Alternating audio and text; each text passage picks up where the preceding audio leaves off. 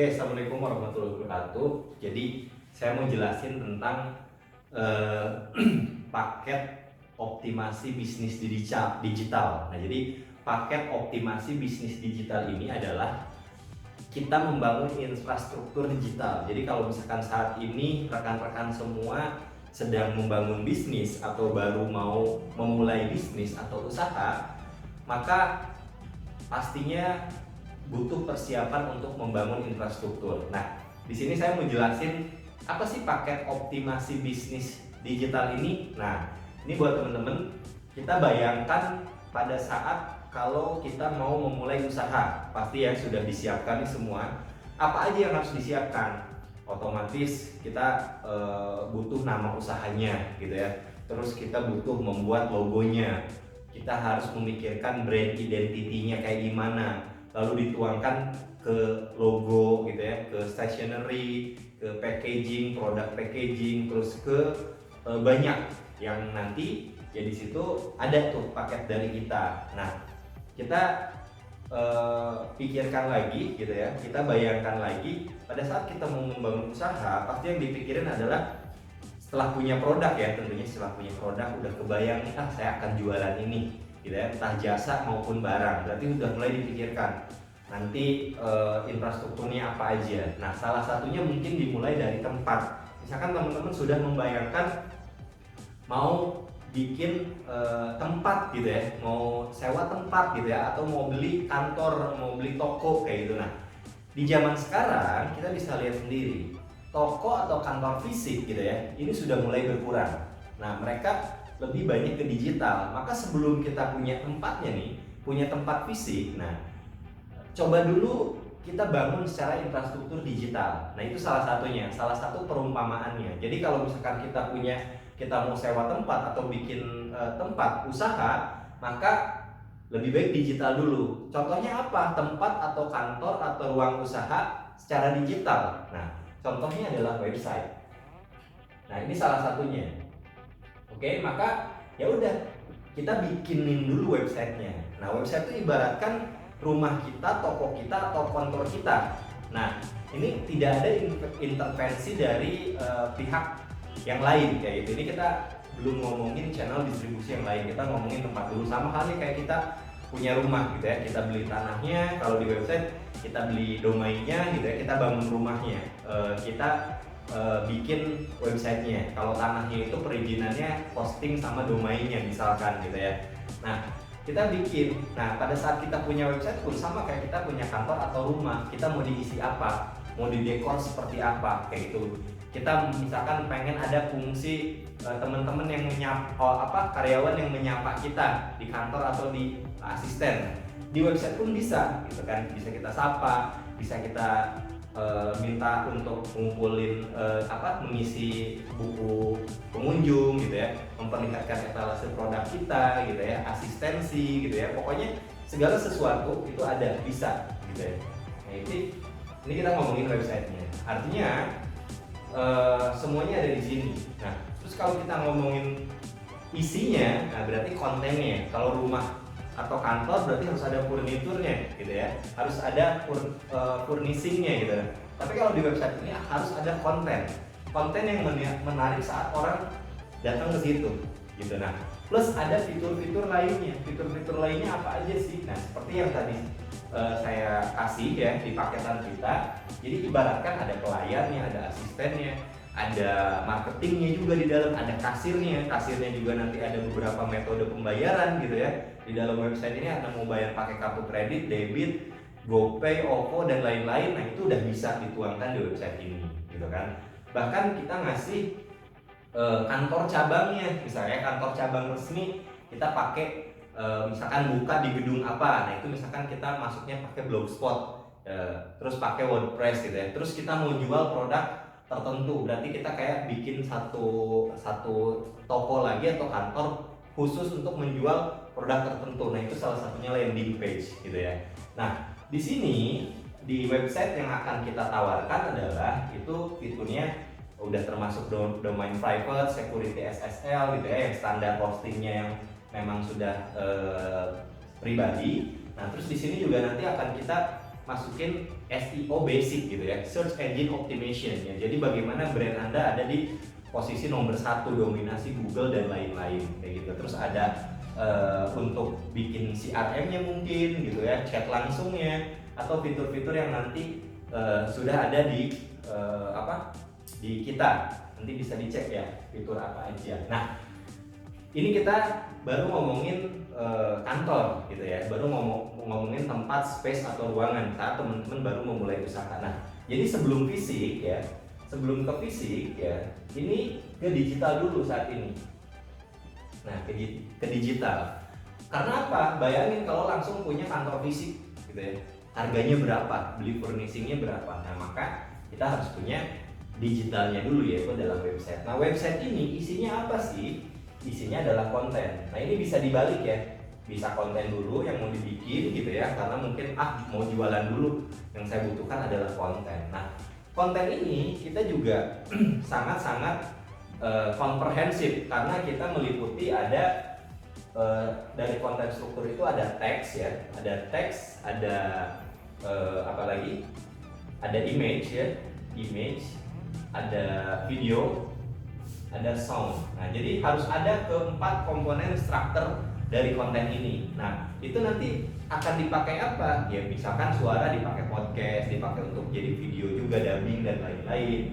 Image ya desain grafis campaign dan lain-lain. Teks ini artikel dan lain-lain. Jadi semuanya itu dikumpulkan di website yang nantinya akan ada traffic di dalamnya, yaitu lalu lintas, lalu lalang, mobilisasi yang akan membuat toko ini rame nih, kantor ini rame nih kayak gitu. Nah, dari sini, dari konten ini ya, tadi setelah teman-teman menemukan brand identity-nya, atau kita bantu juga untuk menemukan brand identity sesuai segmen market, niche dan lain-lain, maka dari sini teman-teman sudah bisa langsung harus bikin logonya nih. Nah, kita semua udah termasuk dalam paket. Jadi logo statis untuk di stempel, di apa dan lain-lain. Terus juga logo yang bergerak. Logo yang bergerak ini bisa untuk pembukaan video dan lain-lain gitu ya, atau misalkan dipakein sebagai watermarknya kalau teman-teman mendokumentasikan sesuatu, dan itu penting juga kayak gitu. Nah, lalu kita akan buatkan stationery. Stationery itu apa aja? Nah, stationery ini sepele tapi sangat penting. Contohnya kayak kop surat. Coba kalau kop surat main-main.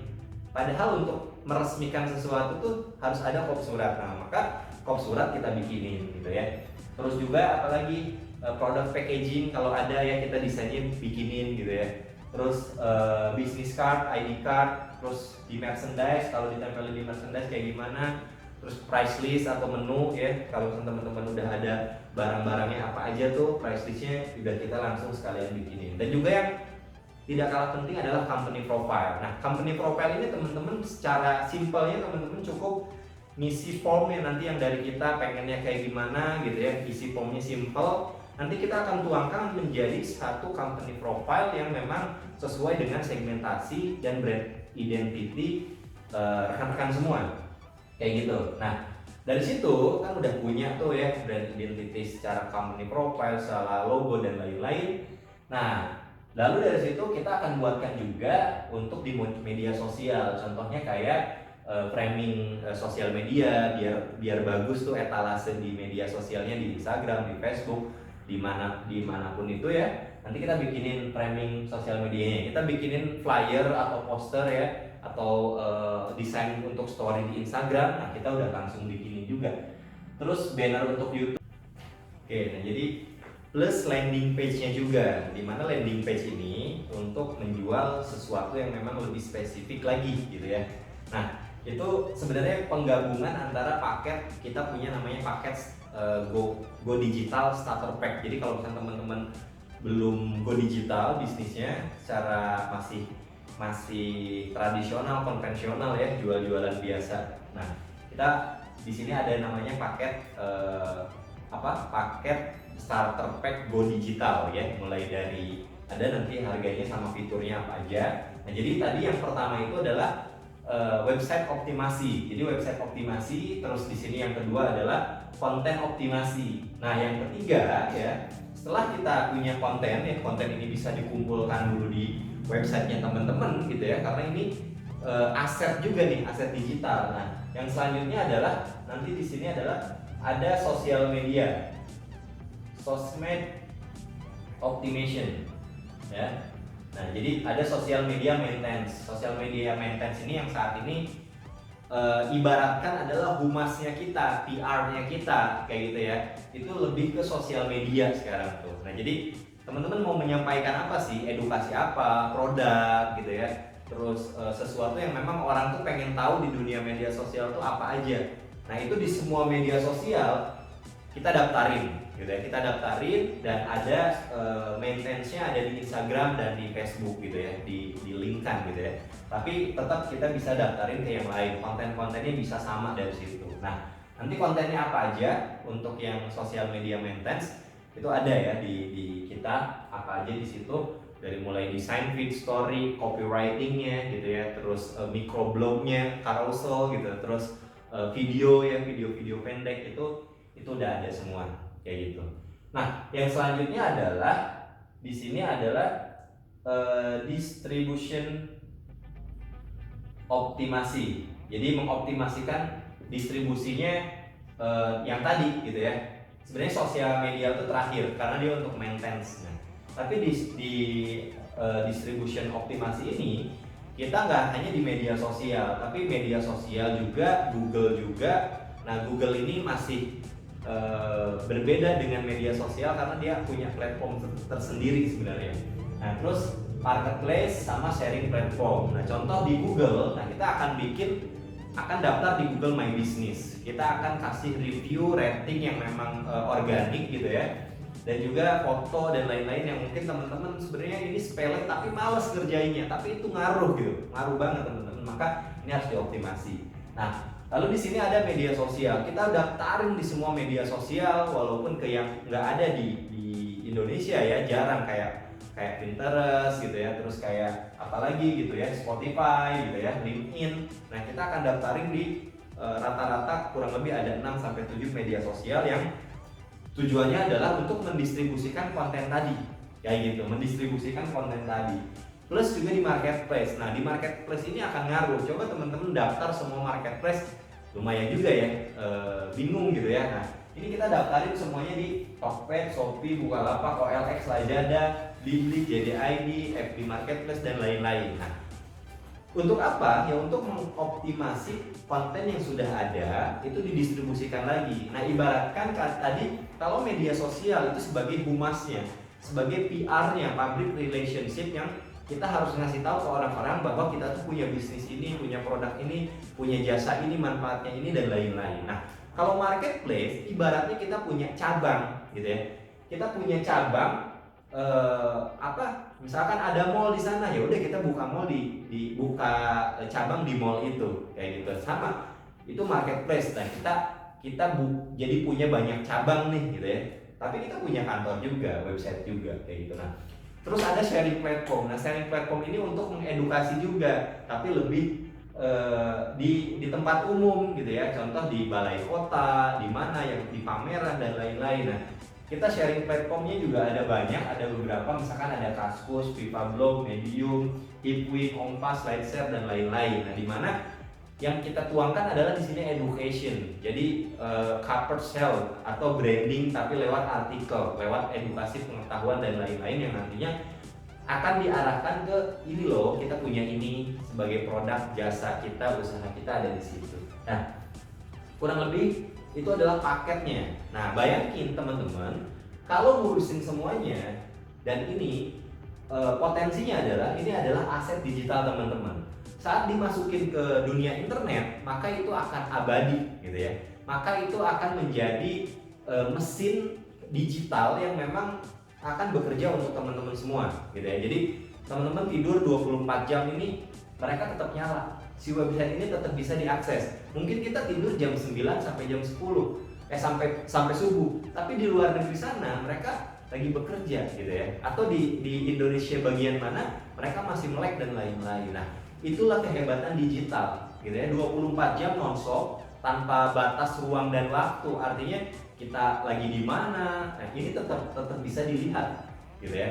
Dan semuanya serba otomatis sekarang gitu. Nah, jadi teman-teman siapkan dulu nih kesadaran infrastruktur digital, dan ini harus dioptimasi karena efeknya sangat luar biasa saat sudah ada di sini, itu luar biasa. Nah, bayangkan sekarang kalau teman-teman ngerjain yang tadi nih, ngerjain konten ya, konten ini berupa teksnya, ada copywriting, ada kita ngeriset judul, ngeriset keyword gitu ya, ngeriset hashtag gitu ya, itu harus diriset sesuai dengan segmentasi market yang diinginkan teman-teman, sesuai brand identity-nya, produknya, terus image-nya, akan harus bikin gambar yang gimana, foto gimana, desain grafisnya kayak gimana, kayak gitu. Nah, ini harus disesuaikan dengan segmen market. Lalu videonya juga, soundnya juga. Nah, ini bikin ini untuk dijadikan satu konten. Nah, ini tentunya kita harus merekrut orang gitu ya, rekrut orang. Nah, harus ada tim kreatif, desainer grafis, video editing.